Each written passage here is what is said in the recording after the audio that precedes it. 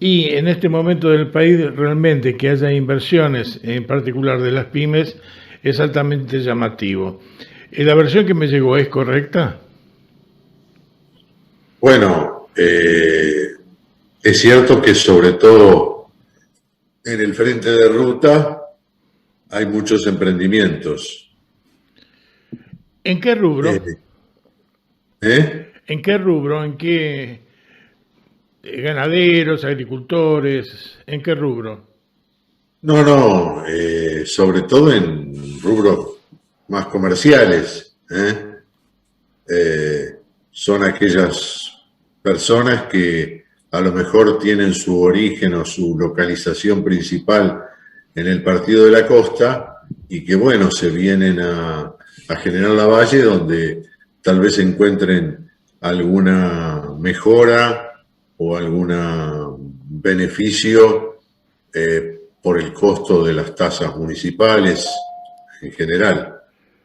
O sea que eso fue una acción premeditada suya para, digamos, fomentar más la inversión en la zona, o fue una consecuencia directa del aumento impositivo No, en de la realidad es costa. una cosa que viene ocurriendo desde hace años. Las tasas en General Lavalle son mucho más accesibles que en el Partido de la Costa.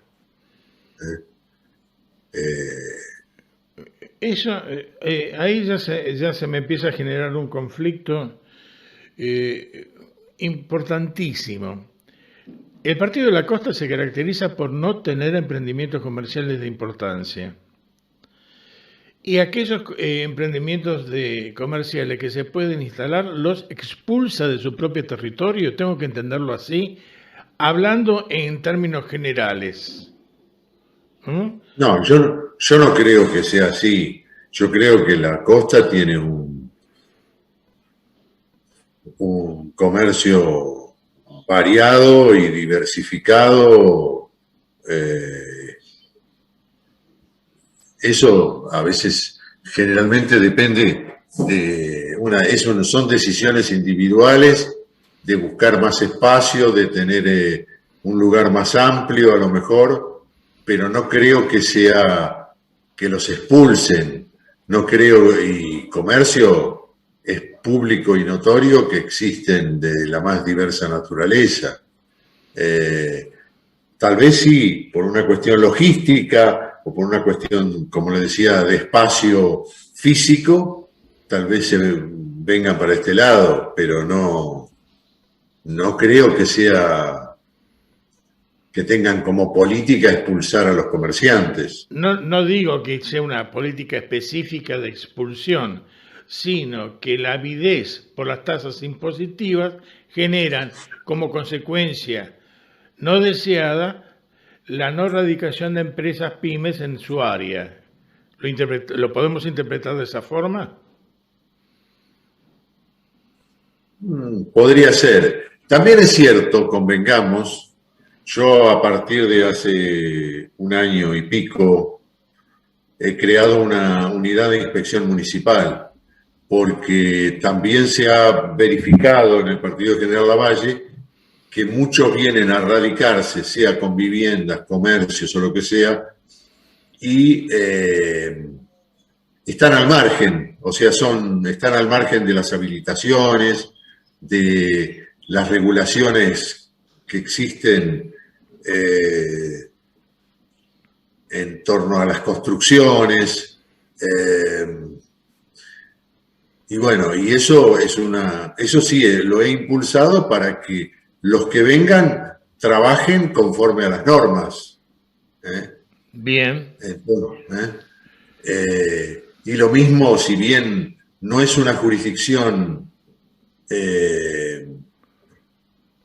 propia del el gobierno municipal, me interesa personalmente y creo que tendría que interesar a todos los que intervienen tanto en el comercio como en cualquier tipo de desarrollo empresario, que los trabajadores que tengan a su cargo estén regularizados, porque si no se da la paradoja de que para buscar el amparo de las leyes sociales, todos desean trabajar en la municipalidad o en los organismos públicos.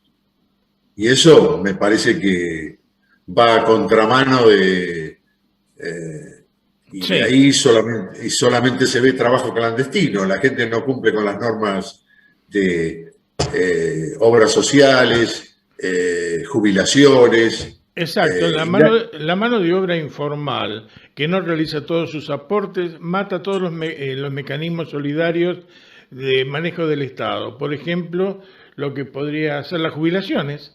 No hay aportes jubilatorios, en consecuencia la caja se deprime. sí, no hay RT, no hay seguridad No hay en nada, ¿eh? Y absolutamente bueno, nada. Ustedes que, entonces podemos criticar el sistema.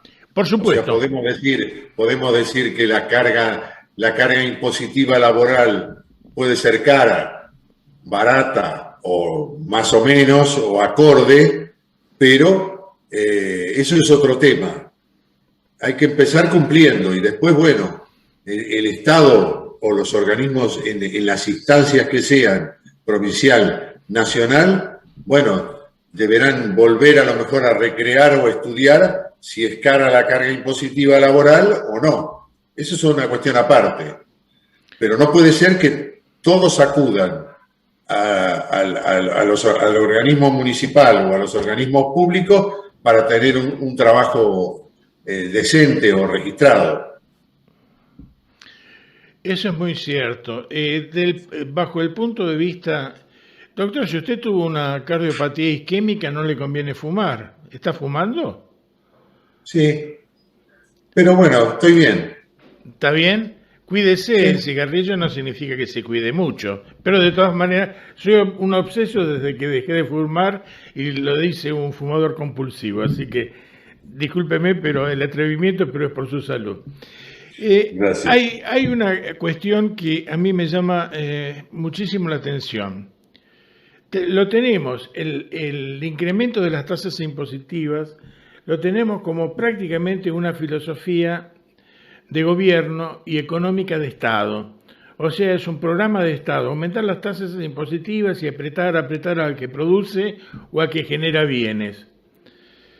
Y eso lo va deprimiendo. Además, el sistema de protección permite, por ejemplo, que un beneficiario de planes pueden llegar a tener un ingreso superior al de una jubilación mínima. Entonces yo creo que se ha perdido, se ha distorsionado el sistema de protección laboral o de protección social y la relación que existe con el trabajo se ha distorsionado total. Por ejemplo, yo podría aceptar como una posición, una postura, es una idea, no es ningún proyecto de nada, pero uno podría aceptar que los planes sociales pueden ayudar a la gente que esté necesitada en una suma no superior al 80% de la jubilación mínima. Si eso ocurriera así, tendría fondos como para mejorar las jubilaciones, en general porque gastaría mucho menos en monumentos, sería más justo con todo el trabajo empleado y desalentaría la cobertura social, o sea, el trabajo de los planes. Y el mantenimiento de esta situación de injusticia nos puede llevar a situaciones realmente muy incómodas desde el punto de vista económico y desde el punto de vista social. ¿Usted no lo percibe de una manera semejante, que es un sistema que se ha transformado de solidario en una injusticia total? Yo lo que veo es lo siguiente. Hay que distinguir desde mi perspectiva y estoy hablando dentro del ámbito municipal. Correcto. ¿Eh? No hablo Política general, correcto. de las ayudas o beneficios que puedan surgir desde la provincia o de la nación. Yo creo que hay ayudas que son puntuales, o sea, por única vez, por una situación particular puntual y justificada, que debe existir una encuesta social que la avale, y después hay otro tipo de ayudas que son más continuadas en el tiempo, pero donde debe existir una devolución con trabajo. Será un trabajo acotado por una jornada reducida, pero con trabajo. Esa es mi perspectiva desde el ámbito municipal. Por otro lado, tenemos, en cuanto a lo que usted dice de las tasas, es un problema ligado también a la falta de cumplimiento de las normas impositivas. Si todas las personas cumplieran con las normas impositivas, seguramente la carga impositiva se reduciría, porque esas altas tasas se refieren a la falta de cobrabilidad, a la falta de cumplimiento de las tasas, y son tasas a veces que cumplen o vienen a compensar lo que no cumplen. A lo mejor, yo le doy un ejemplo: si todos los trabajadores tuvieran una cobertura médica social y el hospital municipal diferiría a las prestadoras médicas o recuperaría a través de esas prestadoras médicas lo que invierte en salud. Sí. Ahora, si tenemos trabajadores que están en forma clandestina, en el hospital municipal hay que atenderlos. Y para atenderlos se necesitan médicos, enfermeras, insumos que hay que satisfacerlos de alguna manera, su costo. O sea que en definitiva, es cierto, está todo trastocado. Pero está trastocado no solamente hay que mirar el Estado, sino que hay que mirar también a los particulares, que existe una anomia en el cumplimiento de las normas y de las tasas, de las normas, sean sociales o impositivas, porque también es cierto que las tasas urbanas, por ejemplo, en General Lavalle, oscilan el cumplimiento entre el 20 y el 30. Correcto. Entonces, ¿cómo plantearía usted la política entonces como para equilibrarlo y hacerlo más racional todo el sistema sin que ustedes entren en déficit? Porque si entran en déficit en algún sector, hay menos prestaciones que puedan volver al pueblo, que puedan volver a la gente, menos posibilidades de potabilización de agua, etcétera. Pero es que, a ver, el alumbrado, barrido y limpieza tiene un costo que no lo cubren ni siquiera cercanamente el cumplimiento de las tasas urbanas o de servicio mínimo que se da en los lugares que son semirurales. Sí. Si se cumple, por ejemplo, en el tema de la red vial rural. Ahí existe un cumplimiento más. ¿Por qué? Porque si no se cumple, pierden, por ejemplo, un porcentaje de descuento de la tasa. Y además, el cumplimiento está ayudado porque, por ejemplo, en General Lavalle existe una comisión hidráulico-vial donde intervienen los productores y ellos deciden qué caminos se arreglan, qué alcantarilla se repara. O sea, existe una participación que ellos ven a dónde van los fondos. Existen fondos ya asignados específicos que ellos controlan y saben cómo gastarlos. Bien. veo que de todas formas es un equilibrio muy finito que tiene que ser. Yo no creo que pueda tener márgenes como para hacer una real inversión en el distrito. Me da la sensación que es muy finito el tema. Es decir, puede ser que esté equilibrado ahora, pero en el caso de que usted pretenda hacer un poco más de desarrollo, se va a encontrar con francas limitaciones. Otro de los temas que también estaba preocupándome por las cosas que estuve analizando sobre el canal Magdalena, era la actividad sindical. No sé si usted tiene problemas a nivel sindical o cómo ve la relación con los sindicatos, pero me da la sensación que tenemos legislaciones sindicales que están atrasadas en el tiempo, más o menos en unos 70 años. En función de ese atraso de la legislación, es imposible que tengamos un desarrollo importante a nivel regional. Es realmente muy compleja la mano. Y básicamente uno de los factores que más me preocupa es pasar a depender del poder de ciertos sindicatos, como ser, por ejemplo, camioneros o ser sindicatos docentes, que le paralizan el país en cualquier momento. Y con Hidrovía, por ejemplo, que si dependiera de la actividad de sindicatos o no hubiera una regulación de la actividad sindical, podría llegar a paralizar el 75% de las exportaciones de nuestro país. Entonces, depender de estructuras en las cuales no están reguladas para el gobierno, sino que pueden ser anárquicas, que no se caracterizan por ser democráticas, y pasar a depender de la relación de esos sistemas totalmente independizados, me genera a mí creer la duda de si este país puede realmente evolucionar con ese sistema de legislación. ¿Usted qué piensa al respecto? ¿Estoy muy equivocado?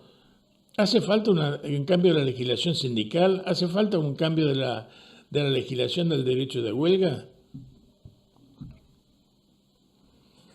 A ver, sí es un problema estructural el tema pero que está vinculado a lo que podemos denominar nuestra cultura caudillista.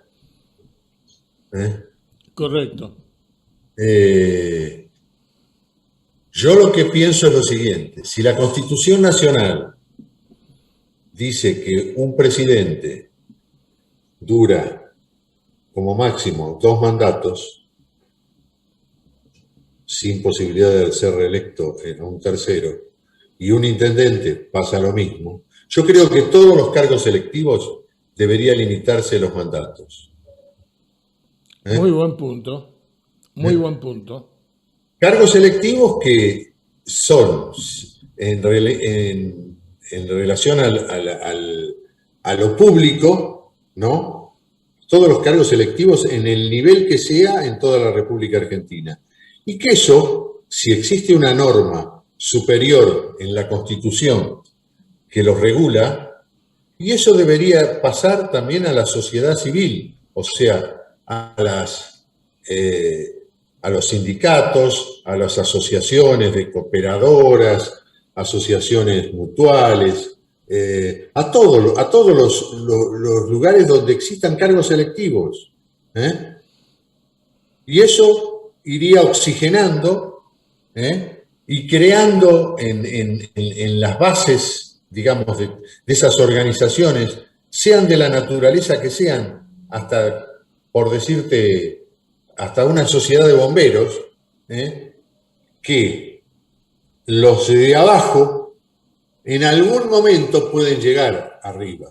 Y eso generaría ámbitos de participación y generaría esa democracia interna en cualquier tipo de organización donde tengas un sistema electivo de selección de sus autoridades. Perfecto. Eso es algo elemental y básico. Y la reglamentación del derecho de huelga también está acompañado por ese cambio estructural y democrático del mismo sindicato en sí. Porque, o sea, no puede estar supeditado a la voluntad de los camioneros paralizarle todo el país y no está obligado a repararlo. Yo me acuerdo cuando vino la grave crisis de los sindicatos docentes con Vidal, en su lucha con Vidal, que en Alemania también entraron en huelga los docentes. ¿Pero qué docentes entraron en huelga? Aquellos que no estaban trabajando en relación de dependencia del Estado. O sea, los que estaban como suplentes o adjuntos sin haber sido nombrados efectivamente, podían manifestarse y podían hacer huelga dentro de ciertos regímenes. Pero aquellos que estaban nombrados y formaban parte del sistema educativo ya no tenían ese tipo de posibilidad. Y eso era con el manejo de los trabajos esenciales. Los nombraban como esenciales y bueno, los limitaron así.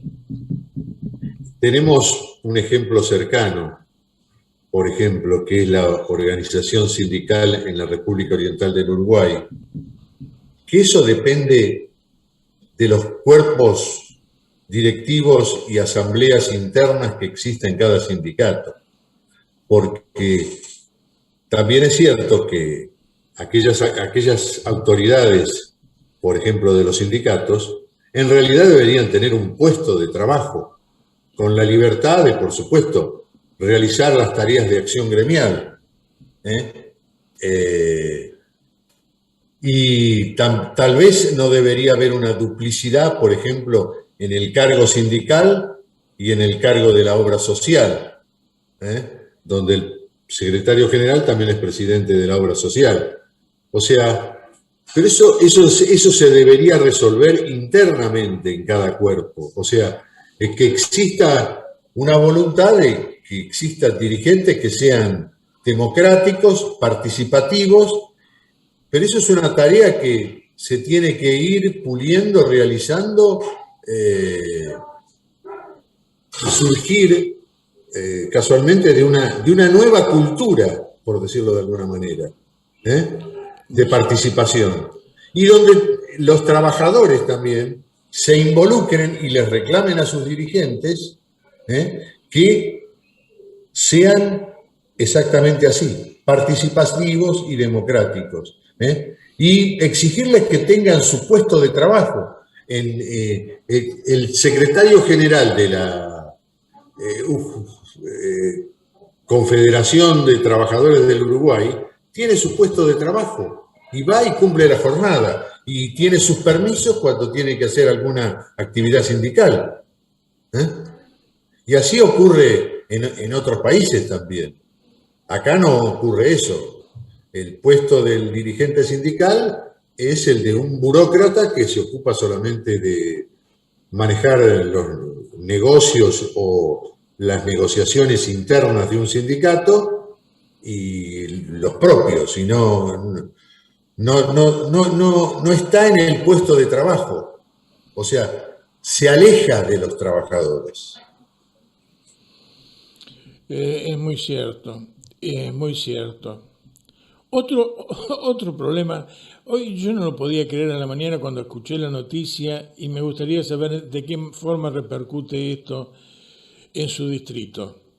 Me enteré de los recortes a las exportaciones de las carnes y sabiendo que su distrito es un sector que es ganadero y que depende del comercio de las carnes, me encuentro con que los cortes que habitualmente nosotros consumimos y que están excluidos de la exportación, por nueva ley, la vuelven a excluir de la exportación. Lo que significa que están rectificando lo anterior, no han modificado absolutamente en nada.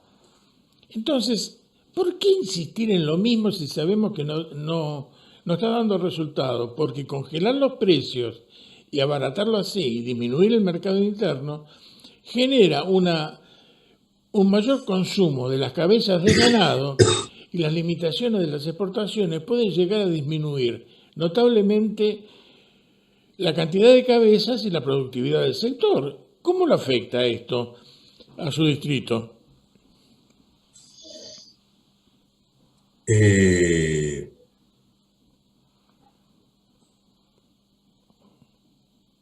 el Estado no es,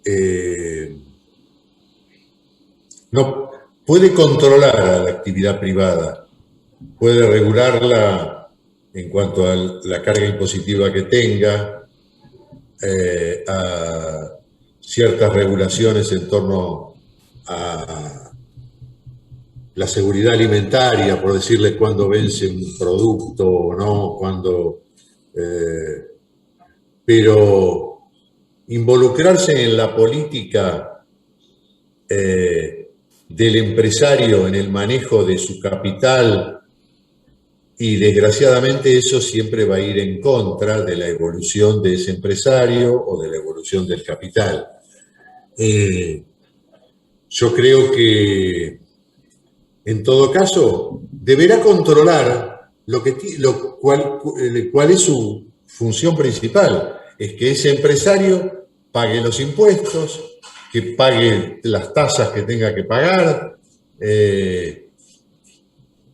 que tenga a sus trabajadores en blanco. O sea, hay cosas que por sí solas van en contra de la producción. Querer intervenir o querer ir en esa intervención estatal en contra del desarrollo del capital o del desarrollo de la producción, y siempre va a ser nociva. Y sí, no hay otra salida. Doctor, ¿usted cómo piensa que en qué puede repercutir y en beneficiar al Partido de la Costa y a General Lavalle, o sea, a toda la zona costera, la canalización del Magdalena? El canal Magdalena, yo siempre apoyé ese tema porque considero que es una reafirmación de la soberanía nacional, primero que nada. Sí, fundamental. Es acercar hacia los puertos del litoral, el litoral bonaerense, a que cumplan servicios a esos transportes fluviales que van y vienen, cumpliéndole tareas de servicio para que esos puertos se amplíen y se desarrollen en la medida de las posibilidades, vayan desarrollándose, y que exista un tratamiento más equitativo del Tratado del Río de la Plata, y una política más equitativa porque hay cuestiones que se manejan diferente en la orilla oriental que en la orilla nuestra. Un tema concreto es la pesca.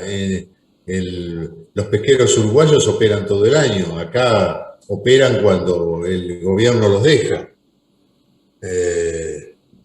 Entonces, todo lo que sea volcar actividad y abrir fuentes de trabajo en nuestra orilla bonaerense, va a favorecer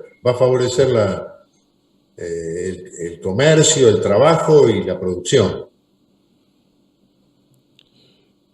¿Usted también considera que la desventaja del Partido de la Costa, que está pensada y diagramada como si fuera un chorizo en la provincia de Buenos Aires, muy poco profundo y muy largo, muy extenso, necesita espacio para desarrollar y generar fuentes de trabajo? Necesita mucho espacio. Y no veo que haya otra solución para el Partido de la Costa que no sea la regionalización. Pero para eso precisamos una maduración del punto de vista intelectual y política de todos los políticos del área, como para permitir una unión o convenios laborales o productivos regionales o polidepartamentales. ¿Usted cree que eso es factible con nuestra mentalidad aquí en el Partido de la Costa, General Lavalle y Madariaga? ¿Usted cree que eso lo podríamos aspirar? Yo creo que sí, que es factible porque sí, países tan diversos como, por ejemplo, los de la Unión Europea o algunos países sudamericanos que se han puesto de acuerdo en algunas políticas, ¿por qué no entre el Partido de la Costa y General Lavalle, que tienen un tronco común, que tienen familiares, ¿eh? formar una especie, formar una especie de paraguas, por decirlo de alguna manera? En esto nos ponemos de acuerdo, en esto que no, lo dejamos allá, lo dejamos para el futuro. Pero, por ejemplo, si el Partido de la Costa necesita agua, Lavalle tiene agua potable para darle, y bueno, pongámonos en concreto a trabajar sobre el problema del agua y solucionar el problema del agua potable para el Partido de la Costa. Si al partido del General Lavalle le molesta el problema que le está causando el basural de Pavón, y bueno, pongamos toda la voluntad en solucionar y en no causar daño, en principio, en no causar daño al otro, sea en los basurales, sea en las plantas de depuración de residuos cloacales, y vayamos buscando en cosas concretas esa integración. No pretendamos una gran declamación de integración, sino ir solucionando caso por caso, caso por caso. Un ejemplo, a Lavalle se le ocurrió plantear el tema de un hospital regional de alta complejidad. Es correcto. Si al Partido de la Costa lo consideraba una necesidad, y a lo mejor lo debería haber apoyado, como lo apoyaron otros municipios. Y así sucesivamente, en cosas concretas que vayan creando y transformando esa cultura del alejamiento o del egoísmo o de pretender que si no sos protagonista, lo del otro no sirve. O sea que usted, doctor, usted está diciendo que si no hubo falta o no hubo coincidencia de criterio en el desarrollo de un hospital regional por parte de las autoridades del Partido de la Costa. Bueno, o sea... O no hubo interés manifiesto, digamos. Ubiquémonos en el contexto actual. Hoy a lo mejor sería irrealizable por una cuestión económico-financiera, pero sí a lo mejor sentar las bases de decir, bueno, esta es una política de los estados municipales, del Partido de la Costa y del Partido de General Lavalle y del Partido de Tordillo, Madariaga, de decir, en nuestro horizonte queremos que se construya un hospital regional de alta complejidad. Y empezar así. Si total, seguramente ni yo, ni usted, ni muchos otros dirigentes o autoridades políticas de los partidos involucrados, cuando eso se inaugure, seguramente no vamos a estar vivos. Es muy probable.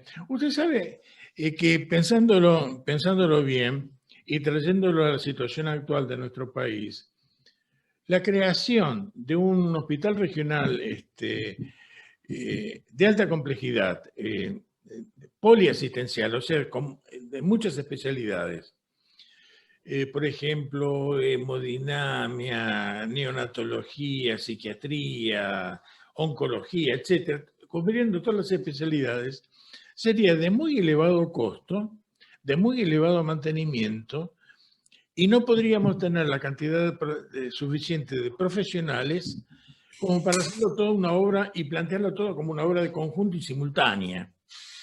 Pero se me ocurrió una cosa, que realmente sería muy interesante y que creo que es accesible para todos los distritos del área. Supongamos que se reunieran todos los distritos y todas las localidades que tuvieran interés y determinaran cuáles son las especialidades que más dolores de cabeza le traen en la cobertura asistencial preferencial. Supongamos que es la falta de un servicio de neonatología, por ejemplo, o de alta complejidad en pediatría, o alta complejidad en gineco y obstetricia, y entonces desarrollar esos servicios asegurando la provisión y el acercamiento y la accesibilidad de la población a esos centros y en otros pasos sucesivos ir acomodando mayores especialidades. ¿Usted de eso lo ve muy alejado? Porque fíjese que achicaríamos el presupuesto, empezaríamos a satisfacer necesidades puntuales de la población y estaríamos avanzando y haciendo algo productivo, algo constructivo para todo el área. Creo que no sería factible eso, no lo podríamos tener. Son alternativas que no se pueden descartar de plano, sino que, en definitiva, los especialistas en temas sanitarios, médicos, arquitectos o aquellos de la especialidad que corresponda, deberán planteársela y dar la solución más eficiente, más económica y más factible en el tiempo o en el corto plazo. No hay nada descartable. Sí, por supuesto que a lo mejor darle prioridad a un hospital, por ejemplo, que, qué sé yo, San Clemente se ocupe de un tema, de Santa Teresita del otro, Mar de Ajó del otro, General Lavalle de otro tema, y así, en definitiva, a través de ese medio también se podría producir esa misma integración a la que estamos hablando. Y con una gran reducción, una enorme reducción de los costos. Tendríamos múltiples centros monovalentes, pero que satisfacen un amplio espectro de las especialidades. Desde ya. Siempre y cuando los podamos acompañar con un sistema de transporte muy importante entre las comunidades, de tal manera que las distintas localidades se puedan comunicar rápidamente con esos centros asistenciales. Realmente sería muy interesante. ¿Usted percibe que hay en la zona hay interés como para desarrollar acuerdos de este tipo?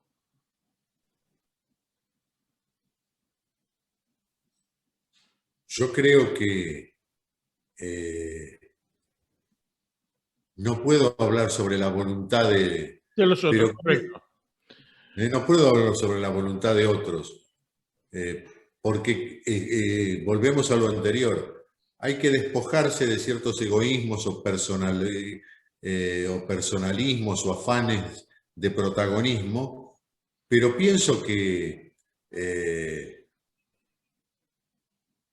planteadas las cosas claras y concretamente, y ir punto por punto a cosas específicas y ponerse de acuerdo. Es una cuestión de buena voluntad. Y yo creo que además, tanto los ciudadanos de la costa, de General Lavalle, de Tordillo, de la región en general, están reclamando esa generosidad y esa colaboración por parte de sus dirigentes. Yo sueño con que eso lo podamos lograr algún día. Deberíamos lograrlo. No puede ser de otra forma. No entiendo la mezquindad de pensamiento en el sentido de que uno se beneficie con la construcción de hospitales, de las paredes de un hospital, pero vacío de contenido.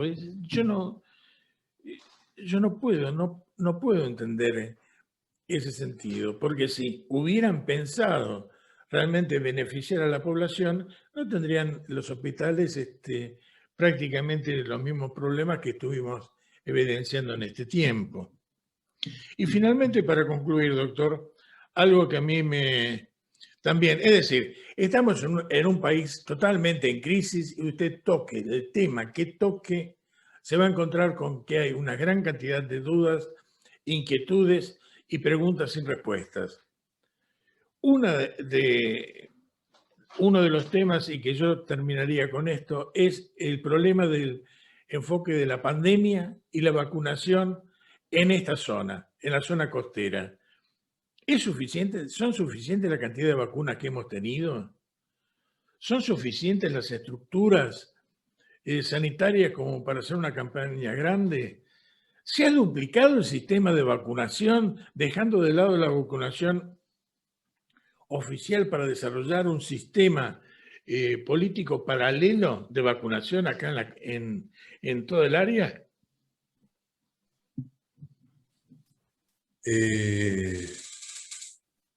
No, lo que pasa en nuestra región es un reflejo de lo que pasa en general en todo el país, me parece. O sea, ha habido una, por decirlo de alguna manera, una promesa de vacunas que no se cumplió. Y bueno, ahora aparentemente existen grandes, está llegando esa vacuna, ¿eh? y, y están acelerando el proceso de vacunación, cosa que, bueno, creo que es lo único que nos puede sacar y nos puede volver a una nueva normalidad. Ojalá, ojalá. Doctor, profundamente agradecido por la charla del día de hoy. Ha aclarado un montón de temas y no fueron justamente temas muy fáciles y no todos están dispuestos a encararlo. Así que mi profundo reconocimiento y agradecimiento eterno. Muchas gracias. Muchísimas gracias. Buenos días. Buenos días.